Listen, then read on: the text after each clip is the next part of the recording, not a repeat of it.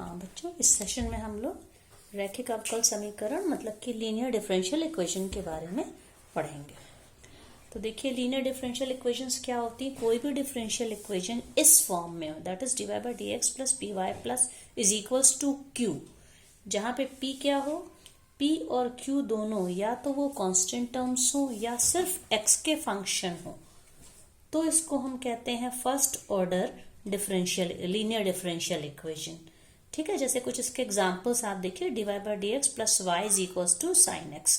तो क्लियरली यहाँ पे कंपेयर करें अगर हम इससे, तो p की वैल्यू 1 है और q की वैल्यू साइन x है, तो यहाँ पे कांस्टेंट है, ये x का फंक्शन।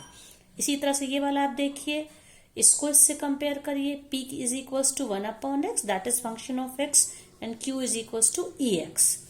इसी तरह से इस एग्जाम्पल में भी आप देखिए, y का कोफिशिएंट क्या, 1 अपॉन एक्स साइन एक्स, जो कि x का फंक्शन है, और q 1 अपॉन x है। ठीक है, एक दूसरी फॉर्म भी होती है लीनियर डिफरेंशियल इक्वेशन की, जहां पे dx upon dy plus p1x is equals to q1 है। तो यहाँ पे जैसे मैंने बताया था, dy बाई dx के साथ y के कोफिशिएंट में या तो कांस्टेंट टर्म हो या कोई x का फंक्शन वाला टर्म हो, यहाँ पर भी कांस्टेंट या x हो।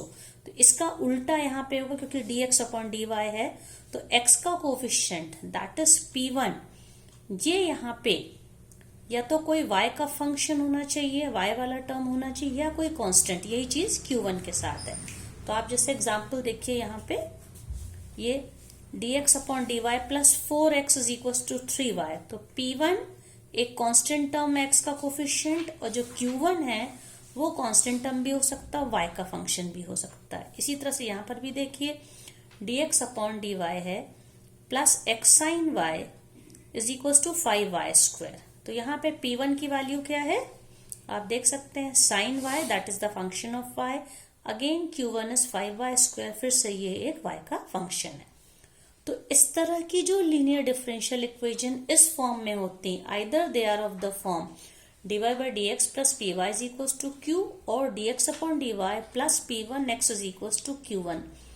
तो इस तरह की अगर हमें कोई भी इक्वेशन इस फॉर्म में मिली, तो इनको सॉल्व करने के लिए हम एक फंक्शन निकालते हैं।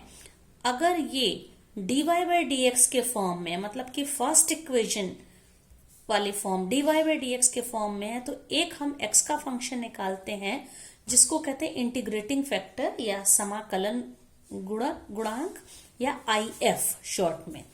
वो क्या होता है, e raise to power p dx, मतलब कि p का इंटीग्रेशन। अब p यहाँ पे क्या था, आप देखिए, y का जो कोफिशिएंट था, लीनियर डिफरेंशियल इक्वेशन में जो y का कोफिशिएंट था दैट इज p क्या हो सकता है, या तो कांस्टेंट टर्म हो सकता है या फिर कोई x का फंक्शन होगा। तो उसको हम इंटीग्रेट करें, उसकी वैल्यू निकालें और उसको e के ऊपर लिखें, उसको एक्सपोनेंशियल फंक्शन के फॉर्म में हम लोग लिखें।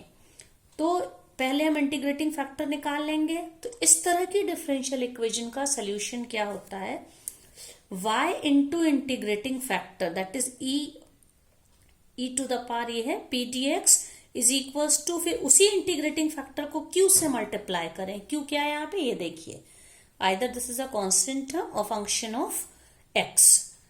q से उसी इंटीग्रेटिंग फैक्टर को मल्टीप्लाई करके पूरे का फिर से हम इंटीग्रेशन निकाल लें, और प्लस कांस्टेंट टर्म तो इसमें हो गई, ठीक है, तो प्लस c हम लिख देंगे। तो इस तरह से हम फॉर्मूले फॉर्म में कह सकते हैं, कोई भी इक्वेशन अगर इस फॉर्म में है तो उसका सोल्यूशन का फॉर्मूला क्या होता है, आप देखिए, e is equals to integrating factor into y is equals to q into integrating factor पूरे का इंटीग्रेशन प्लस c।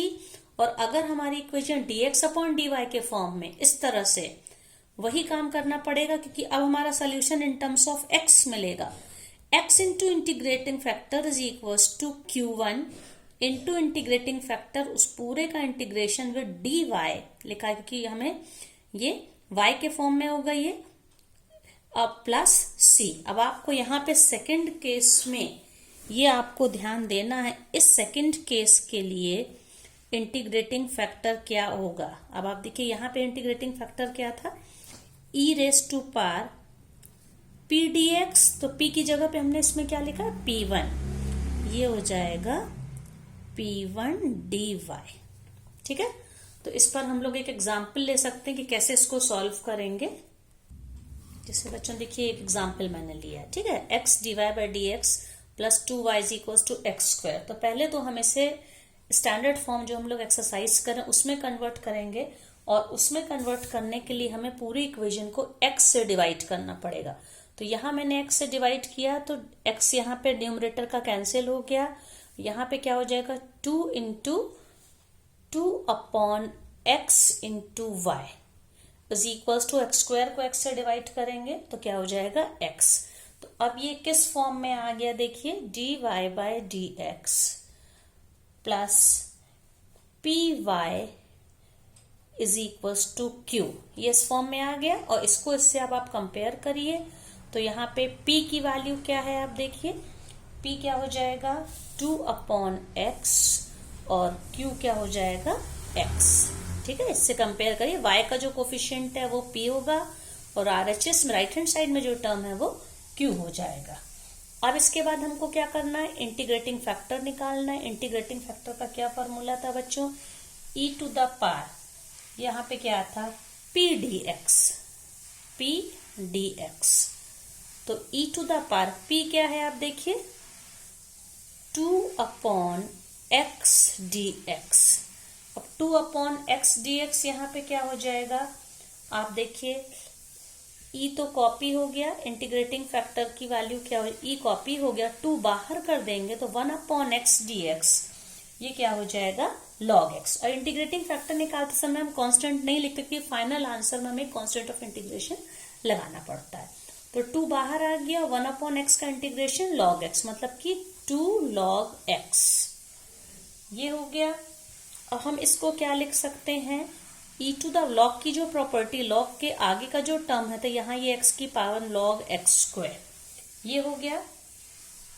और ये हमको ये पहले से पता, ये log और एक्सपोनेंशियल फंक्शन की क्या property, e to the power log of fx, अगर कोई भी x का फंक्शन है log के साथ है तो ये क्या हो जाता है fx।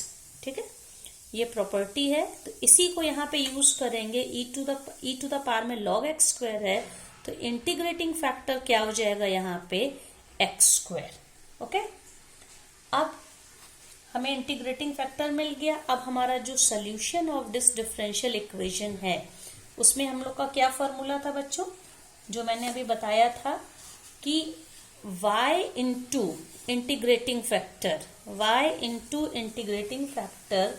इज इक्वल्स टू, फिर इसको हम करें, अब हम इसमें q को कॉपी करेंगे, q इंटू इंटीग्रेटिंग फैक्टर, और इसको हम फिर से इंटीग्रेट करेंगे प्लस c, ये होता है। तो y into what is integrating factor, y into x square is equals to, q की क्या वैल्यू आप देखिए, q is equals to x था, x इंटू इंटीग्रेटिंग फैक्टर क्या था यहाँ पे एक्स स्क्वायर, और पूरे को फिर से इंटीग्रेट करेंगे तो y x square y is equals to x cube d x plus c, और x square y is equals to x cube का इंटीग्रेशन क्या हो जाएगा 1 upon 4 x to the power 4 plus c. ठीक है, ये हम इसको और लिख सकते हैं, हम लोग थ्रू आउट एक्स स्क्वायर से डिवाइड कर दें तो ये क्या हो जाएगा 1 upon 4 x square, x4 upon x square that is x square plus c upon x square या c into x to the power -2, जो कि इसका इस डिफरेंशियल इक्वेशन का सोल्यूशन हो गया।